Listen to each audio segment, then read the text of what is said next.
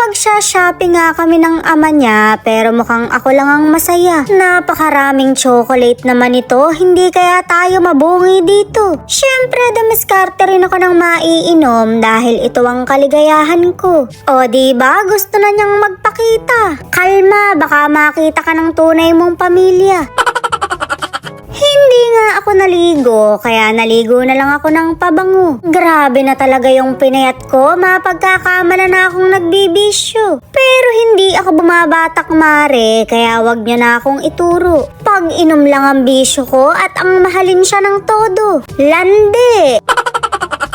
Inabot niya nga sa akin yung susi at mauna na raw akong lumabas. Painitin ko na raw yung sasakyan para diretso alis na lang kami. Ikaw naman, alam na alam mo talagang magaling akong magpainit. Nang ulo mare ha, hulaan niyo na lang kung alin dun sa dalawa. Passenger princess nga lang ako dahil malayo yung pupuntahan namin. Grabe na talaga tong pagmumukha na to, ayaw lumiit. Nagpapayat na ako't lahat pero kwadrado pa rin. Roblox yarn? Napakatagal naman nung mag-ama, nakabuo na ako ng pangarap dito. Mabuti pa ako, napakabilis ko lang gumayak. Walang ka-effort dahil maganda naman ako. Mare, hindi tatagos yung suntok mo sa screen. Nandito na nga kami, kaya magtuturo na kaming mag-ina. Ere namang isa, ibig na yatang magpakita. Pag nakita ka ng tunay mong pamilya, yari ka talaga. Matutulfo na lang talaga kita. Syempre, eme lang yun dahil kami lang talaga ang pamilya niya. Subukan niya lang at sa Soko talaga kami mapupunta. Pero tsak na may magko-comment pa rin dyan, nakabit lang siguro talaga ako. Sa tagal ko nang nagbablog, dapat na-post na ako sa FB. Boses at anino pa lang kasi ng jowa nyo, tsak na kilalang kilala nyo na. Ayaw niya lang talagang magpakita dahil hindi naman siya vloggeris. Mare, sabongeris lang.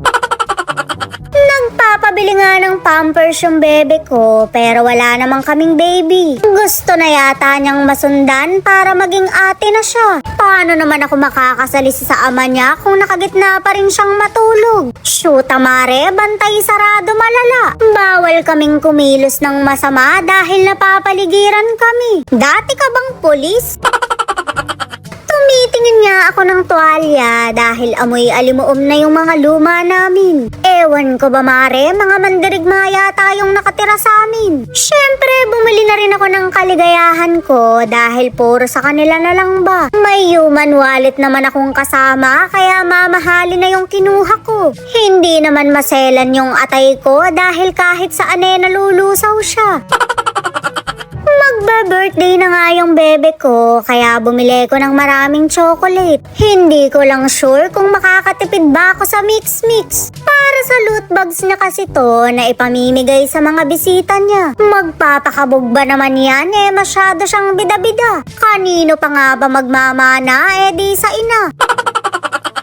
Haluan ko nga sana nito pero patitigasin ko pa pala. Well, magaling naman akong magpatigas. Malamang may ref kasi sa bahay. Ring at napadaan ako sa shampoo ng kabayo kaya kumuha ko ng isa. Malalaman mo talaga yung sign kapag nakakalbo na. Mare, hindi na ako pa south, papa north na. Syempre, hindi pa kami umuwi dahil nag-aya pa dito yung bebe ko. Tamang bantay lang ako dahil baka may manulak na naman sa kanya. Mare, sa nanay talaga ako gagante. Laruan ito ha, hindi wrestling.